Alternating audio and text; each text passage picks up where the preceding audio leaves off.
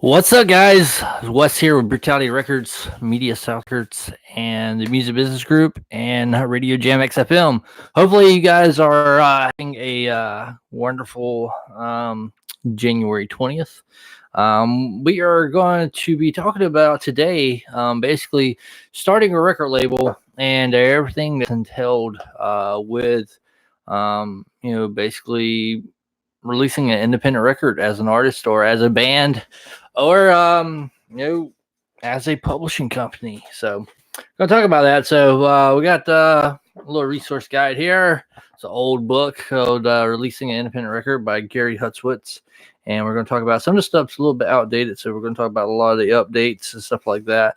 But basically, there's about 14 steps to releasing a independent record as or becoming your own record label. And the first of all is establish a business. So what does that entail? So you can go to if you're not making a lot of money in the music industry or you don't have a big budget, you can start out with a DBA. Now, DBA means doing business as. So doing business as is basically you go to the Register of Deeds office and you file what they call a fictitious name statement, doing business as. And you want to do a name search, so you want to check out your name and say, all right, if it's Brutality Records or whatever it is, you want to search it and see what rights are owned, if anybody owns the rights to the name. And if you don't, then you want to secure your own name. And you can do that in several different ways by getting trademarks or registering your name globally. You can do that through an entertainment lawyer or different outlets you can do that through. So step two is basically recording your songs. So knowing the recording process, if you're a band coming into a studio and you've never been into a recording studio before, it's good to research how studios operate and the different ways of recording. You got tracking, which means each individual band member is basically isolated and they have their own track. Or you can do live recordings for all the bands in one room and recording. You also have overdubbing and the whole 9 yards. So typically on Pro Tools sessions, you can have up to 192 tracks per song. So that's really good to know, and knowing how the software works and mastering, stuff like that. When you're recording your songs, if you're working with a producer, it's very good to research producers who have a niche in the music that you are recording. So if you're in heavy metal, here in North Carolina, you might go to someone like Jamie King. If you're hip hop or something like that, you might go to Greg Sartiano. So just knowing the different people that's in the area that owns studios, world-class studios at that. It's very good to develop a working relationship with them. Here in North Carolina, there's several different studios. You got Post Pro Studios, you got Osceola Studios, you have I'm trying to remember the name of the place out. I can't remember the name of all the studios. There's so many of them, but there's like 14 world-class studios right here in North Carolina alone, which is pretty cool. So, knowing who they are. So this book's a little bit dated. So it says step 3 is, send a tape of songs, lyric sheets to the Library of Congress. Well, all that's digital now. So you can still send it in manually, and you can use forms PA and SR, for copyrights. For copyrighting your songs. So you'll send that to the Library of Congress, or you upload it on the basically copyright.gov, loc.gov. You can go to any of those websites and it'll take you to the same place to do what you need to do. When you go on those websites, you're going to upload your songs that you recorded, your master versions, and you're going to put all the metadata and all the data in on that copyright. That way it shows that you own the song. Now, it's very important too to register an ISRC code with that. So, in having that embedded into the song before you send it to the Library of Congress, that's very important.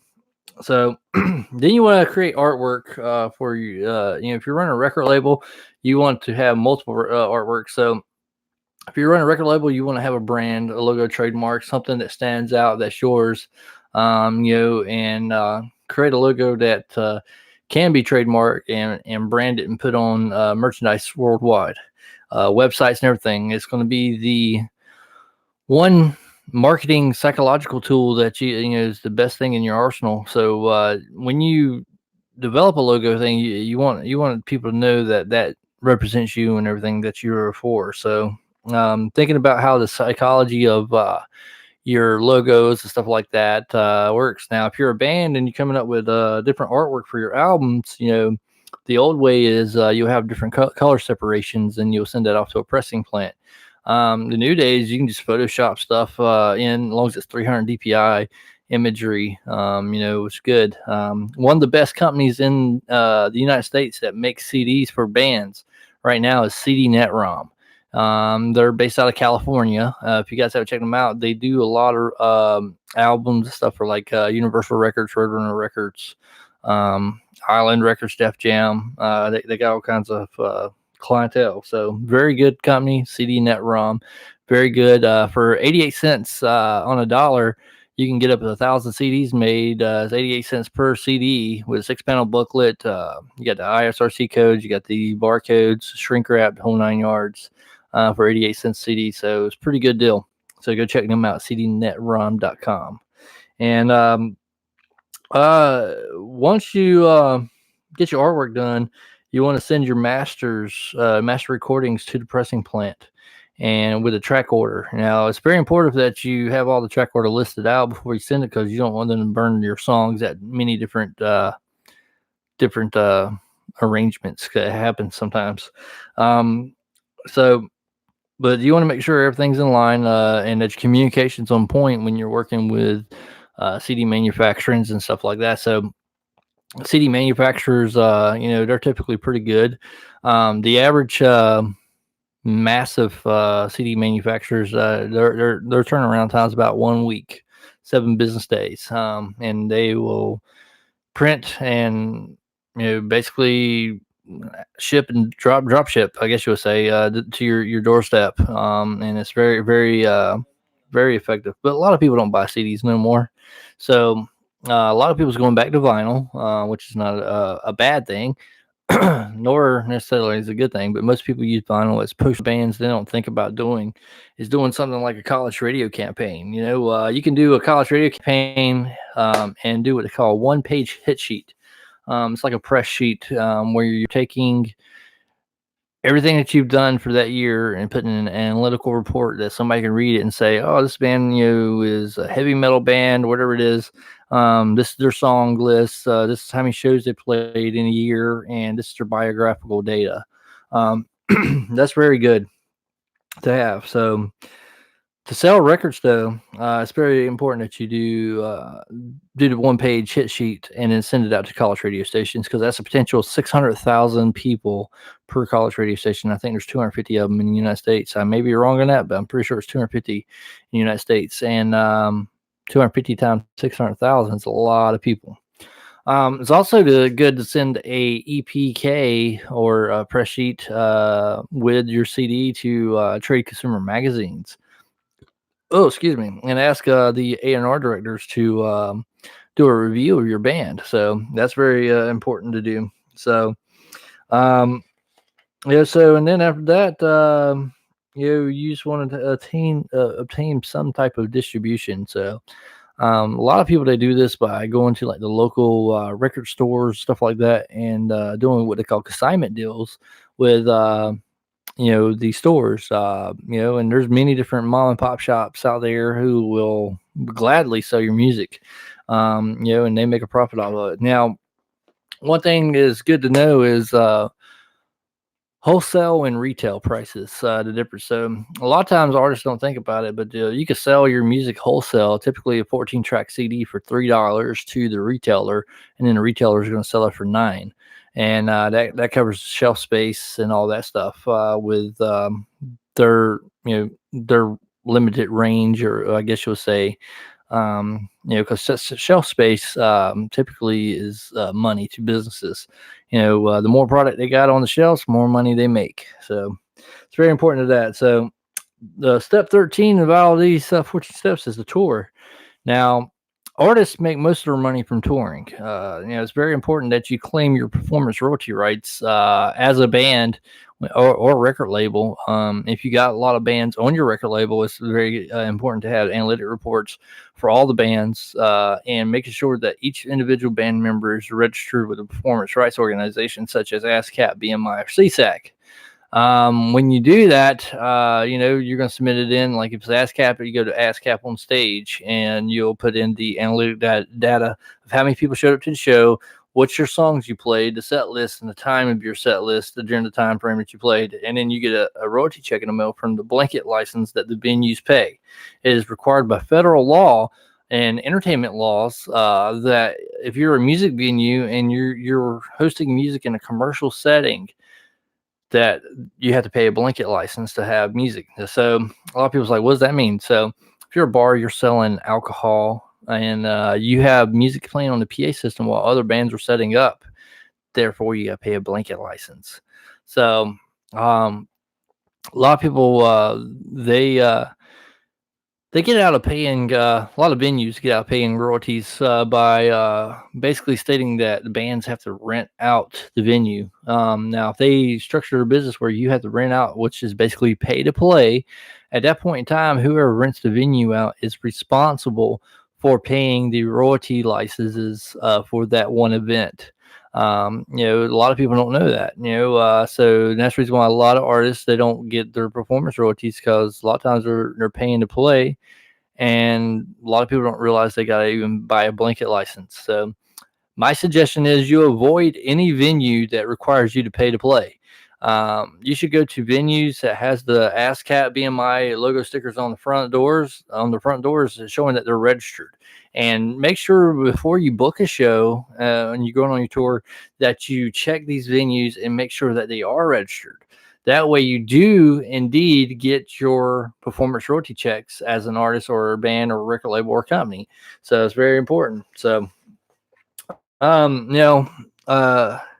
about vinyl's coming back. You got pros and cons of it. So you got 7-inch and 12-inch vinyls. And so the pros is sales are still good for alternative punk and dance music. Collectibles, 7 inches are inexpensive to make. Sound quality is good.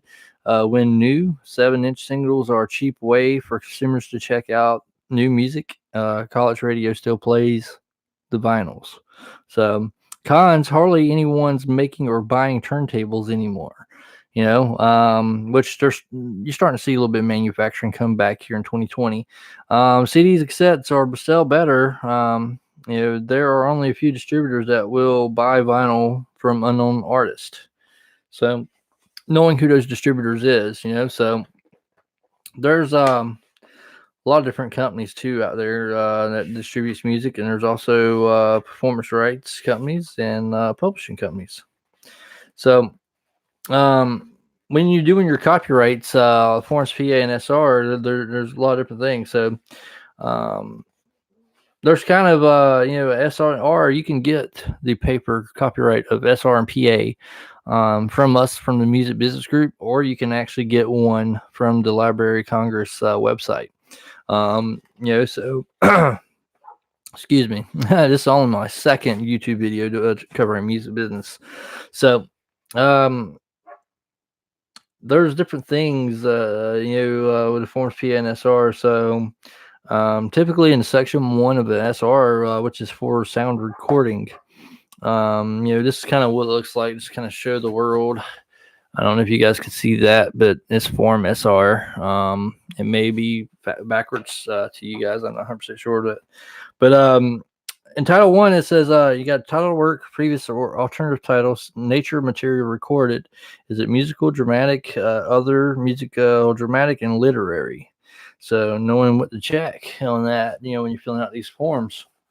The name of the author is in box 2. And one thing that's good about the Forms PA and SR, it comes with step-by-step instructions.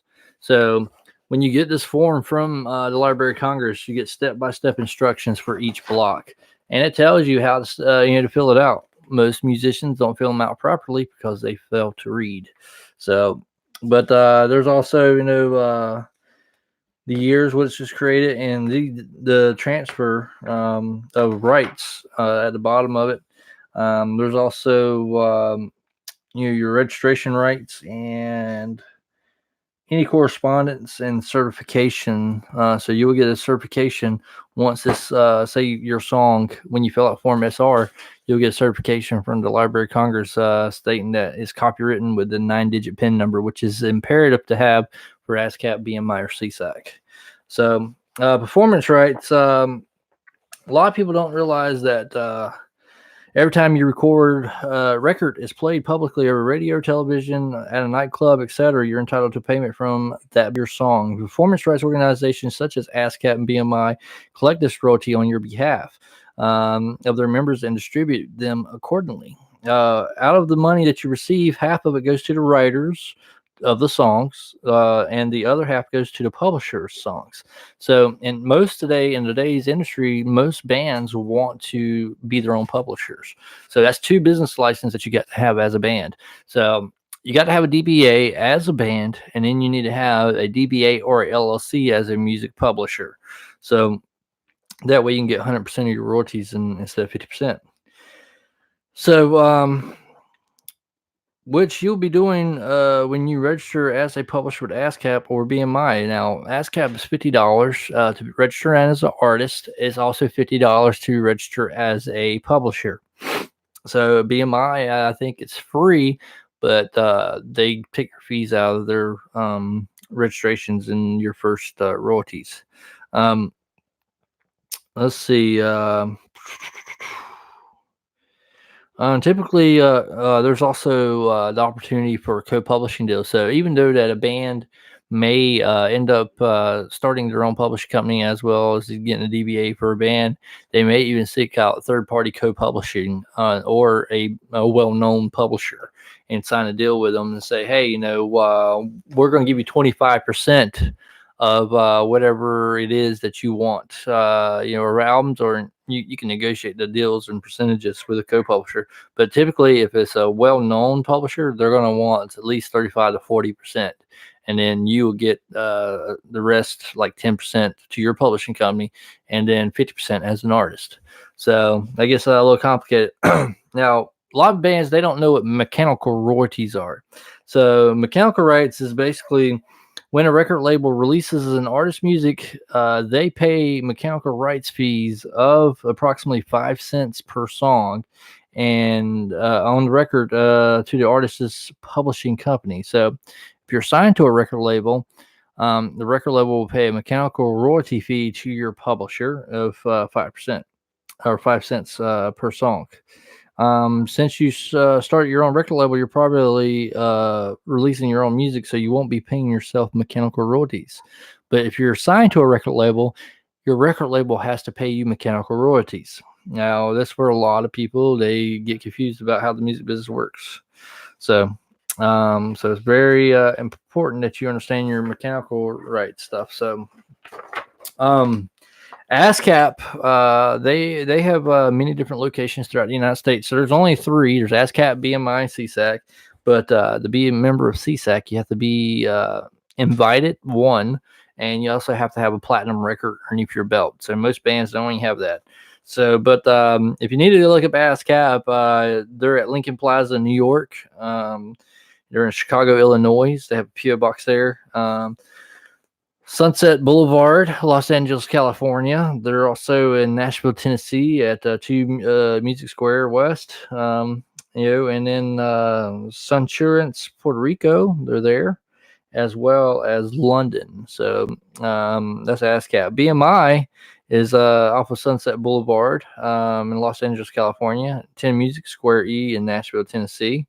Then you got 320 West 57th Street in New York City as well. But CSAC, if you want to check them out, they're also in New York City. They're at 42nd West and 45th Street, New York, and 55 Music Square E, Nashville, Tennessee.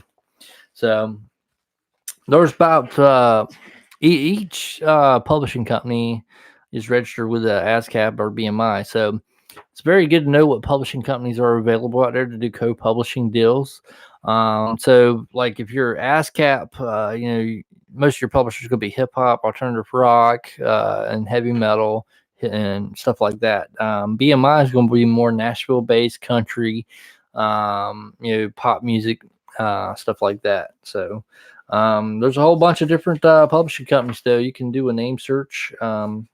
Just in this old book from 10 years ago, there's like 200 publishers. So doing press campaigns now. So before the record comes out, you want to make up the press release or one sheet, what they call, and you want to send it out to all the local newspapers, related magazines such as Alternative Press, Hit Parader magazine, Revolver magazine. If you're doing heavy metal music, if you're doing hip hop, know your trade consumer magazines that's out there. And you want to send all the stuff out in advance for the record's release. Set an official release date and have all this planned out with your manufacturer or your CD distributor.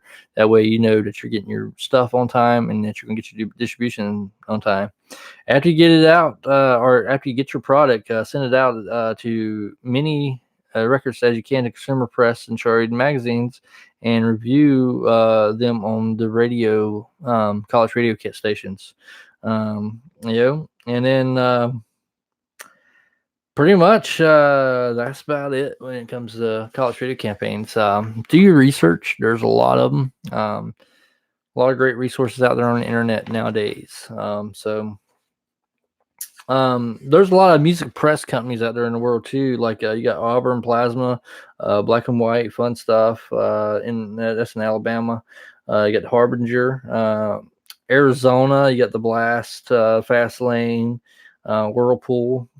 See, we're here in North Carolina, so there's a lot of different companies out there. Let's see, Maine, Massachusetts, New Hampshire. North Carolina, just here in North Carolina, you got Bees Make Honey, Reader, you got Crunchy, you got The Independent, The Indie File, Juice Sounds, Surf and Skate, Out and About, and Spectre Magazine. Triad Styles also there too, and you got The Independent Weekly. All different types of different trade consumer magazines out there in the world. So going on through this book here as a thing. So distributors, pricing. In order to get the distributor to carry your product, you'll have to convince them that your records are going to sell. A lot of records don't sell anymore, so it's very hard to get a distribution deal in today's world. So if you get the college radio campaign plays and stuff like that, and you start getting the analytic data showing that you're getting 600,000 plus people listening to your music, distributors will pick you up because they want to make money. Now they set terms, different things and all that, and knowing how to negotiate determines how you survive. If it's a one run or if it's multiple runs or multiple deals.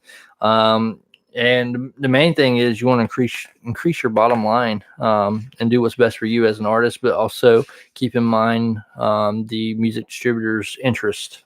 So there's about 4,000 distributors in the United States when it comes to music distribution. Can't talk. So there's different ways to sell your music too. So you can sell directly at shows, at your merch booth. You need to make sure that you have your retail resale permit from Department of Commerce.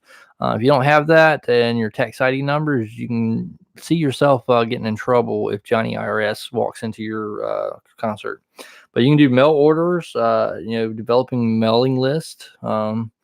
You also can do direct stores. You got direct pricing, UPS it. You got different store strategies and co-op advertising methods. And there's different things in that. So moving along here really quick. Advertising, advertising your music and putting ads out there. YouTube's great for this. You can do ad placement,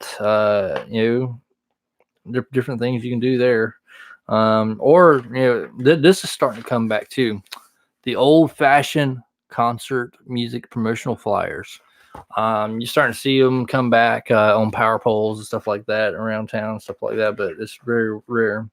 But you also need to know how to market yourself on the internet. And also, when you're trying to do your music stuff, it's very good to negotiate with a booking agent and say, "Hey, we got our album coming out at this point in time. We want to tour as much as possible. We want to negotiate a booking fee, and this is what's costing us so far. How much is it going to cost us to have you book us?" And you want to get somebody that knows what they're doing. So typically, you want to get a very good booking agent, somebody who has experience or touring the different areas that you have identified when it comes to marketing. That was loud. So when you identify those markets, you need to figure out, all right, am I going to just be East Coast, West Coast? Am I touring the whole United States? And basically doing research and consulting consumer psychologists such as like Clicksuasion Labs in Pinehurst, North Carolina, and make sure that you know where your target market is and who you're trying to identify and sell to. So that's very important. But that's pretty much releasing an independent record. Now, when you start a record label, there's lots of legal things that you need to be aware of. So you got contracts. A lot of people don't realize there's 125 music business contracts dealing with the music industry, period. Now, there's many templates online that show you what these are. And there's different ones. Let's see.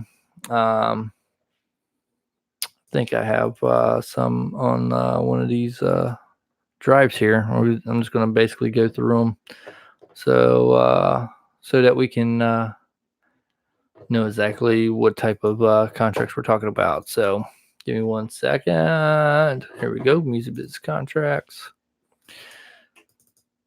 You busy? Yep. I'm live. So we got different contracts dealing with the music industry, such as Actor Share Net. You got agent exclusive artist management agreements. You got assignment of copyrights. You got 3 different versions of those. You also have many different things as film feature offering, recording indie singles. There's also non-disclosure agreements that you need to be aware of. So there's a whole bunch of stuff when it comes to music business. So getting your legalese right and your publishing right with all that, and that will get you squared away with getting your record label started pretty much. So record labels pretty much your job is to sell music, period. And then understanding the legalities of your business deals as well as your artist's rights. So with that being said, my name's Wes Haynes. I'm CEO of Music Business Group. Check us out on Facebook.com/Music Business NC. And we'll talk to you guys soon. I'm tired, so peace.